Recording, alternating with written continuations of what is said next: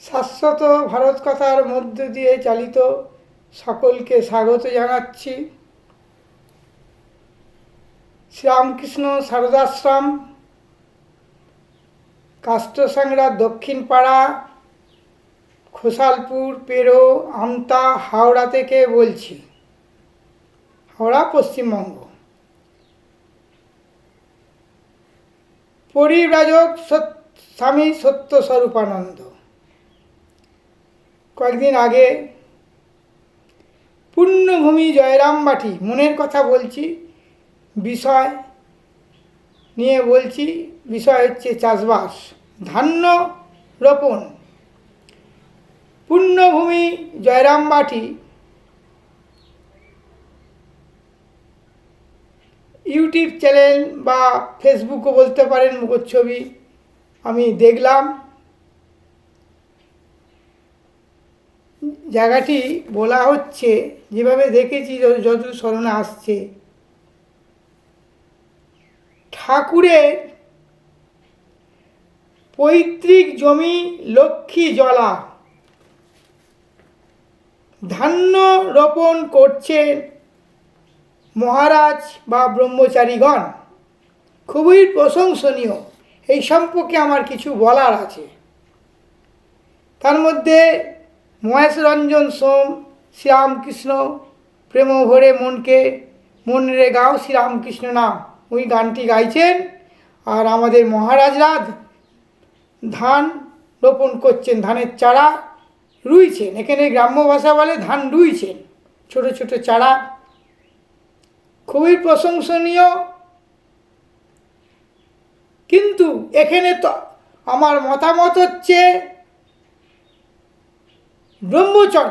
ব্রহ্মচর্য নিয়ে আমি বলবো।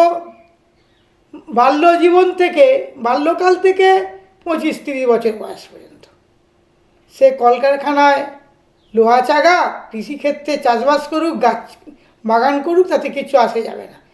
এই সময়, বাকি সময় অধ্যয়ন করতে হবে। মহারাজদের যে আমি বয়স দেখলাম, মোটামুটি তারা 40-50 পেরিয়ে গেছে, বয়স্ক। ওর মধ্যে অল্প বয়স থাকতেই পারে, ভালোভাবে দেখিনি। আর ব্রহ্মচারীরা তো অল্প বয়সও আছে। আমার কাছে কথা হচ্ছে, আমার পরিচয় আমি একটু দিচ্ছি। আমার বয়স বর্তমান 75 ছুঁই। আমি বেলুর শ্যামকৃষ্ণ মঠ মিশনের মঠ স্বামী ব্রেশানন্দর কাছ থেকে ছোটোবেলায় দীক্ষা নিয়েছি। রামকৃষ্ণ মন্ত্রে ছোটোবেলায় তো দিত না, কিন্তু আমি নিয়েছি ওনার কাছ থেকে। 10ম মঠাধ্যক্ষ, ইংরেজি প্রেসিডেন্ট বলা হয়, প্রভু মহারাজ। যখন আমি ছোটোবেলায় যাই, আরও ছোটোবেলায় 5 থেকে 6 বছর যখন আমার বয়স, তখন থেকেই যাতায়াত করছি। তখন প্রথম শ্রেণীতে পড়ছি।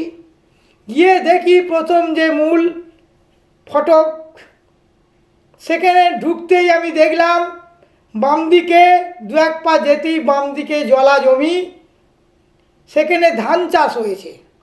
ডান দিকে দেখলাম শাক সবজি, বেগুন, পটল, লঙ্কা, টমেটো, অনেক কিছু হয়েছে। হয়তো আলুও কিছু হয়তো হয়েছে, যতটুকু মনে পড়ে। ওখানে আমি অন্নপ্রসাদ খেয়েছি ঠাকুরের, ওখানকার ধানে। এখন ওটা ধান মেশিন ছিল, ধান ঝাড়াই, ধান কল ছিল ছোট, দেখেছি। জলসেচের ব্যবস্থাও ছিল, এখন হারিয়ে গেছে সেসব। আধুনিক পরিবর্তন হয়েছে। ব্রহ্মচর্যের নিয়ম অনুযায়ী আজ আমার নাম পরিব্রাজক সত্য স্বরূপানন্দ স্বামী নাম দিয়েছি। আর আমার পূর্বাশ্রমের নাম শ্রী বেচারাম বাগ, ওই নামে আমার ওখানকার দীক্ষিত। এরপরে আমি এতে বলবো, আমার নাম্বার সব দিয়ে দেবো। কিন্তু আমার এখানে দুঃখের বিষয়, পরিবেশ হারিয়ে গেছে। সেই ব্রহ্মচর্য কোথাও নেই। সারা ভারতবর্ষ ঘুরেছি। আমি ব্যক্তিগত মতামত করছি, এটা লোক দেখানো হলো যে মহারাজরা ধান রোপণ করছে, রুইছে ধান্য, এটা লোক দেখানো। তারা কি এর আগে করেছিল? নিশ্চয়ই করেনি। আমি জানছি যে কোনো মঠ আশ্রম বাংলা তথা ভারত তথা বিশেষ করে সারা পৃথিবীতে ছড়িয়ে আছে আশ্রম, সেই আশ্রমের ব্রহ্মচর্য পালন করুক। নামে তালপুকুর ঘটিয়ে আর ডোবে না। বেশিক্ষণ বলবো না। ব্রহ্মচর্যের নিয়ম অনুযায়ী ভোর 4টে থেকে উঠতে হবে। উঠে যেসব প্রার্থনা সকালে যেসব প্রাতঃকালীন কাজ বাজ সেরে দিয়ে কিন্তু করেই সূর্য উদয় হবে, সেখানে ধান চাষ করতে হবে, কৃষি জমিতে কাজ করতে হবে, কৃষি জমি আনতে হবে, কিনতে হবে। কোটি কোটি টাকার মালিক রামকৃষ্ণ মঠ মিশন দানে চলছে, জমি নিশ্চয়ই করতে পারে। বেলুর মঠের পরিবেশ রামকৃষ্ণ বেলুর হাওড়া পশ্চিমবঙ্গ উঠে গেছে, কয়েকটি বড় গাছ আছে, রামকুলের বাগান এটা আটা আছে। কিন্তু ব্রহ্মচারীরা চাষ করবে, শাকসবুজি, ফুলের বাগান, কোদাল চালিয়ে মাটি কেটে করতে হবে, তবেই তো সে ব্রহ্মচারী। বৈদিক প্রথা অনুযায়ী ব্রহ্মচর্য জীবন করেই তবে তো সন্ন্যাস।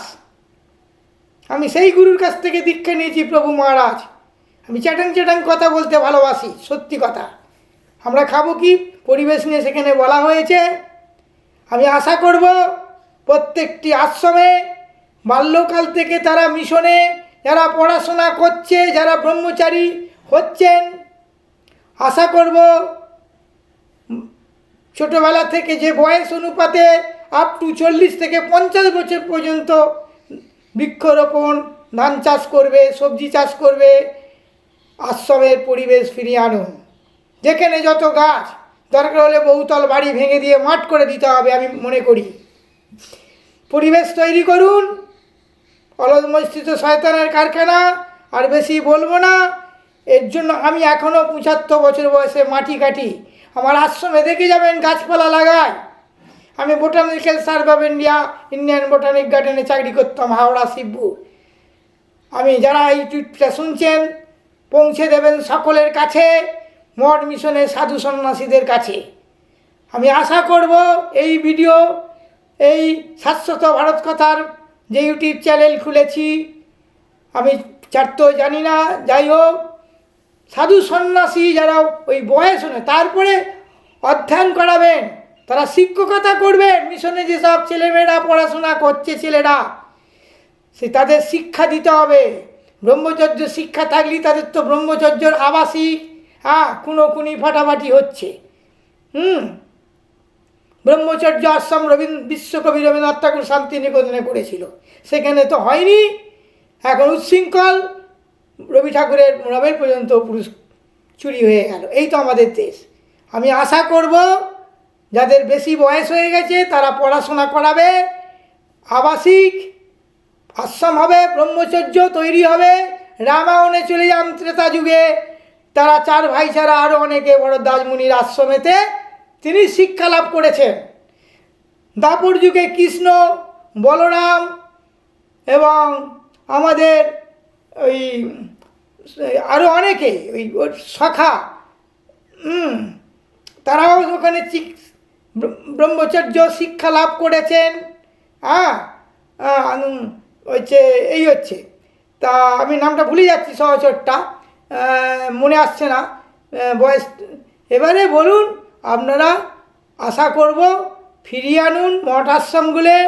আমি আদেশ নয় আমি বলছি, মহারাজদের, সন্ন্যাসীদের, ব্রহ্মচারীদের বলছি, অদূর ভবিষ্যতে কিন্তু তোলপাড় হয়ে যাবে। আপনারা বেরিয়ে আসুন, দেশের অবস্থা খুবই খারাপ। মানুষ তৈরি করুন। স্বামীজি ঠিক 150 বছর আগে প্রথম ঘোষণা করেছিলেন আমেরিকায় যে মানুষ চাই, পশু নয়, মনুষ্যত্ববোধ চাই। ঠাকুর বলেছেন চৈতন্য মনুষ্যত্ব লাভ করুক। কিন্তু আমি আশা করব যারা এই ভিডিও শুনছেন চারিদিকে প্রচার করে দেবেন, সাবস্ক্রাইব করবেন। স্বামীজি যদি থাকতেন ওই বেলুর রামকৃষ্ণ মঠ মিশন হাওড়া পশ্চিমবঙ্গে মা সারদা দেবীর ঘাটে, গঙ্গার ঘাটে গলায় কলসি বেঁধে জলে ডুবে মরতেন। আমি মনে করি স্বামীজিকে কেউ মানত না, এখন ভোগবাদী চলছে। বেলুর মঠ মিশন মাছ, মাংস, ডিম চুটিয়ে ওরা ভোজন করছে। স্বামীজিকে তো ঠাকুর বলতেন ও খাবে, আর কেউ খাবে না, প্রত্যেককেই মানা করে দিয়েছিল। বিবেকানন্দ রাজসিক খাওয়াচ্ছিলেন, উনি তো একবারে সমস্ত সেই সপ্তর্ষি মণ্ডলে একবারে এসেছেন, উনি তো সিদ্ধ পুরুষ, সে খেতে পারে। ঠাকুর অনুমতি দিয়েছিল রামকৃষ্ণদেব। এই আজ এই পর্যন্ত পরের ভিডিও ছাড়ছি।